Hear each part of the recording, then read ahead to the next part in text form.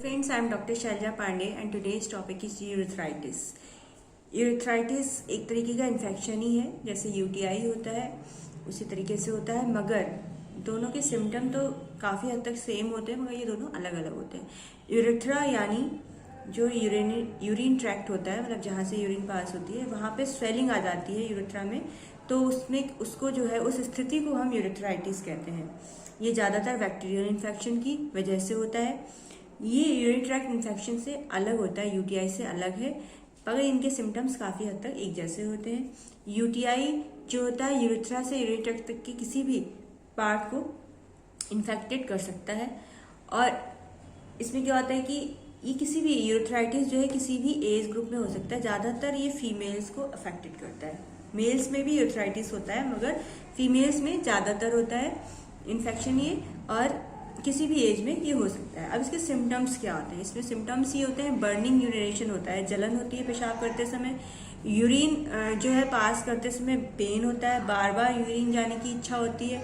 Patient को infection की वजह से, अगर बैक्टीरियल और वायरल इन्फेक्शन है तो उसकी वजह से फीवर आ सकता है, पेट में दर्द रहता है, नीचे डिस्चार्ज जो है महिलाओं में वाइट डिस्चार्ज की दिक्कत हो सकती है, और जो मेल्स होते हैं उनके ब्लड भी आ जाता है कभी कभी यूरिन में, फीमेल्स के भी आ सकता है, मेल के भी जो है यूरिन में ब्लड आ सकता है यूरेथ्राइटिस की कंडीशन में। अब इसमें क्या होता है, ट्राइकोमोनास जो इन्फेक्शन होता है वेजिनाइटिस होता है, जिसकी वजह से ट्राइकोमोनियलिसिस का इन्फेक्शन हो सकता है। इसकी वजह से ई कोलाई बैक्टीरिया इन्फेक्शन की वजह से भी ये इन्फेक्शन हो सकता है। इसमें जो पेशेंट होता है उसको नॉजिया फीलिंग, वॉमिटिंग जैसा लगता है, नॉजिया फीलिंग होती है, जैसे उल्टी आ जाएगी अभी, इस तरीके की दिक्कत होती है। कमजोरी आती है, बहुत ज़्यादा जनरलाइज वीकनेस होती है, बैक एक होता है, नीचे थाइज में पेन होता है, लोअर एक्सट्रीमिटीज़ में काफ़ी पेन रहता है, काफ मसल्स में पेन होता है। पेशेंट कहेगा कि मुझे बहुत कमजोरी आती है, डॉक्टर साहब पहले तो मैं आराम से काम कर लेता था, मगर आजकल जो है ज़्यादा देर खड़े होने में पैरों में दर्द हो जाता है। रात को जब हम सोते हैं तो हमें लगता है कि जैसे हमारे शरीर को किसी ने पीटा होगा, इतनी ज़्यादा बॉडी एक होता है। तो इस तरीके की दिक्कत जो है पेशेंट को होती है।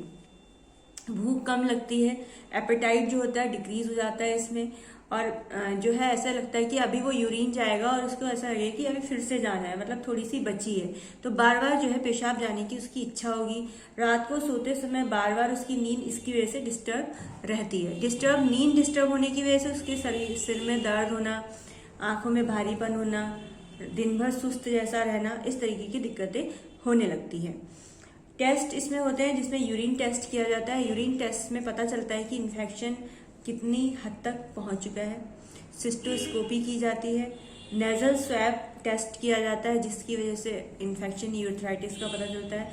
कंप्लीट ब्लड काउंट टेस्ट किया जाता है, पेल्विक अल्ट्रासाउंड किया जाता है। इसके द्वारा जो है आपका इन्फेक्शन किस हद तक पहुंचा है, ये किस तरीके से कितनी टाइम में ठीक होगा, इस चीज़ का अंदाज लगाते हैं। इसमें डाइट क्या करें, हाई इंटेक ऑफ फ्लूइड रखें, वाटर को ज़्यादा लें, पानी ज़्यादा पिएं, दही खाएं, garlic help with infection, green vegetables fruits लें, इस टाइप से जो है चीज़ें यूज़ करें। अल्कोहल अवॉइड करें, स्मोकिंग अवॉइड करें, बाहर की चीज़ें अवॉइड करें, जो बहुत ज़्यादा स्पाइसी फूड्स होते हैं उनको अवॉइड करें, स्ट्रीट फूड्स जो होते हैं उनको अवॉइड करें। यूरेथ्राइटिस हो चाहे यूटीआई हो, दोनों के इन्फेक्शंस के लिए क्या है कि होम्योपैथिक ट्रीटमेंट बहुत अच्छा बेस्ट ट्रीटमेंट माना जाता है। ज़्यादातर महिलाओं में जब वाइट डिस्चार्ज की दिक्कत बहुत ज़्यादा हो जाती है तो उसमें जो है होम्योपैथिक दवाइयों का रिजल्ट बहुत जल्दी आता है। ये मेरे खुद के एक्सपीरियंस है। अभी कल ही मेरे पास एक पेशेंट और आई है यूटीआई की, जिनको बहुत हाई इन्फेक्शन है, इतना ज़्यादा वाटर डिस्चार्ज होता है, थिक होता है, और इसमें बहुत स्मेल आती है, तो इस टाइप से इन्फेक्शन होता है। दूसरी बात, उनको फिर फीवर जैसा रात को लगता है क्योंकि वो इन्फेक्शन काफ़ी हद तक बढ़ चुका है। अभी मैंने उनकी रिपोर्ट्स कराने के लिए कहा है जिसमें ये पता चलेगा मुझे कि bacterial, fungal and east infection में से कौन सा इन्फेक्शन ज़्यादा है। तो ये चीज़ें उसमें रिपोर्ट्स में अंदाज आएंगी। पस सेल्स कितनी बड़ी हैं, कहीं रेड सेल्स प्रेजेंट्स तो नहीं है, या कोई वैसिलाई तो प्रेजेंट नहीं है, ये चीज़ें हम रिपोर्ट्स में देखते हैं यूरिन टेस्ट में। तो इसके थ्रू मुझे ये पता चलेगा कि किस लेवल तक जो है इन्फेक्शन पहुंच चुका है और मेडिसिन से उनको कितना रिलीफ मिला है। हम ट्रीटमेंट के लगभग 1 महीने बाद दोबारा टेस्ट कराते हैं कि आपकी दवाइयों से उन पेशेंट को कितना आराम। देखो, सिम्टम्स ठीक होने का मतलब ये नहीं होता है कि आपकी बीमारी ठीक हो गई है।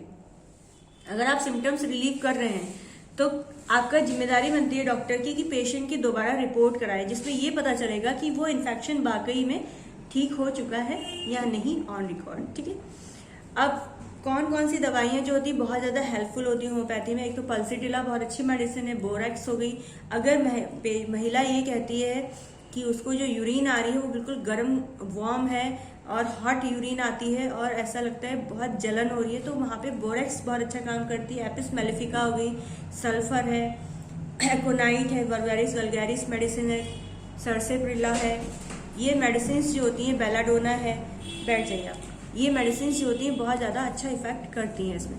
थैंक यू सो मच, आज के लिए इतना ही। नेक्स्ट वीडियो में नेक्स्ट डिजीज के बाद